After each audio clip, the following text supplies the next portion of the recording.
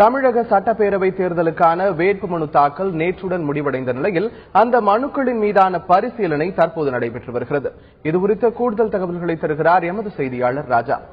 ராஜா, வேட்புமனுக்கள் மீதான இந்த பரிசீலனை தற்போது எந்த அளவுல இருக்கு? நேற்றுடன் நிறைவடைந்த வேட்புமனு தாக்கலானது இன்று காலை 11 மணியிலிருந்து வேட்புமனுக்கள் பரிசீலனை செய்யப்பட்டு வருகின்றன. சுமார் 7117 பேர் வேட்புமனுக்களை தாக்கல் செய்திருந்தனர்.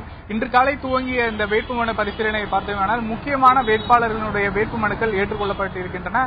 ஆர்கே நகர் தொகுதியில் போட்டியிடக்கூடிய முதல்வர் ஜெயலலிதா அவர்களுடைய வேட்புமனுவானது ஏற்றுக்கொள்ளப்பட்டிருக்கிறது. அதேபோன்று திருவாரூரில் போட்டியிடக்கூடிய திமுக தலைவர் கருணாநிதி அவர்களது வேட்புமனுவும் ஏற்றுக்கொள்ளப்பட்டிருக்கின்றது. கொளத்தூர் தொகுதியில் திமுக பொருளாளர் மு க ஸ்டாலினுடைய வேட்புமனுவும் ஏற்றுக்கொள்ளப்பட்டிருக்கின்றது. அதேபோன்று தமிழிசை சவுந்தரராஜன் விருகம்பாக்கம் தொகுதியில் போட்டியிடுகிறார், அவருடைய வேட்புமனுவும் ஏற்றுக்கொள்ளப்பட்டிருக்கின்றது.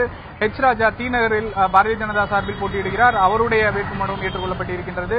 உளுந்தூர்பேட்டையில் தேமுதிக தலைவர் விஜயகாந்த் அவருடைய வேட்புமனுவும் தற்பொழுது ஏற்றுக்கொள்ளப்பட்டிருப்பதாக தகவல் வந்திருக்கிறது.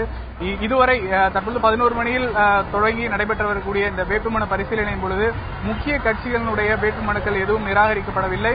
ஒரு சில சுயேட்சைகளது வேட்புமனுக்கள் ஆங்காங்க நிராகரிக்கப்பட்டு வருவதாக தகவல்கள் இருக்கின்றன. இந்த வேட்புமனு பரிசீலனையானது 3 மணி வரை நடைபெறும். அதன் பின்பு நிராகரிக்கப்பட்டது எவ்வளவு என்பது தெரியவரும். ராஜா, மனுக்கள் மீதான பரிசீலனை எப்போது நிறைவு பெற இருக்கு? இறுதி வேட்பாளர் பட்டியல் எப்ப வெளியிடப்பட இருக்கு? அதிகபட்சமாக ஆர்கே நகர் தொகுதியில் தான் 60 பேர் தாக்கல் செய்திருந்தார்கள். அதேபோன்று கொளத்தூர் தொகுதியில் திமுக பொருளாளர் மு க ஸ்டாலின் போட்டியிடுகிறார். அங்கு 53 வேட்புமனுக்கள் தாக்கல் செய்யப்பட்டிருந்தது. அதற்கான பரிசீலனை தற்பொழுது நடைபெற்று வருகிறது.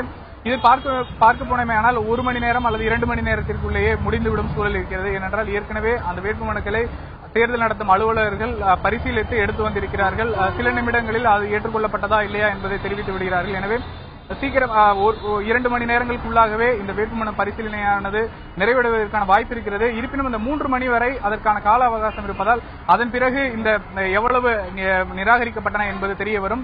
நிராகரிக்கப்பட்டவர்கள் போக மீதி ஏற்றுக்கொள்ளப்பட்டவர்களில் போட்டியிட விரும்பாதவர்களுக்கு 2ஆம் தேதி மே மாதம் 2ஆம் தேதி வரை கால அவகாசம் இருக்கிறது. அன்றைக்குள் அந்த வேட்புமனுக்களை அவர்கள் திரும்ப பெறலாம். அன்று மாலை மொத்தமாக எத்தனை வேட்பாளர்கள் நிற்கிறார்கள், களத்தில் இருக்கிறார்கள் என்ற இறுதி பட்டியலை வெளியிட இருக்கின்றது தேர்தல் ஆணையம். இந்த முறை அதாவது 63 வேட்பாளர்கள் ஒரு நோட்டாவுடன் சேர்த்து 64 பேர் பேலட் இயந்திரங்கள் என்று சொல்லக்கூடிய இந்த மின்னணு வாக்குப்பதிவு இயந்திரங்களில் பொருத்தப்படலாம். இந்த முறை எந்த தொகுதியிலும் அதற்கு 63க்கு மேல் வேட்பாளர்கள் இல்லாததால் இந்த முறை அனைத்து தொகுதியிலுமே மின்னணு வாக்குப்பதிவு இயந்திரம் பயன்படுத்தும் சூழலும் ஏற்பட்டிருக்கிறது.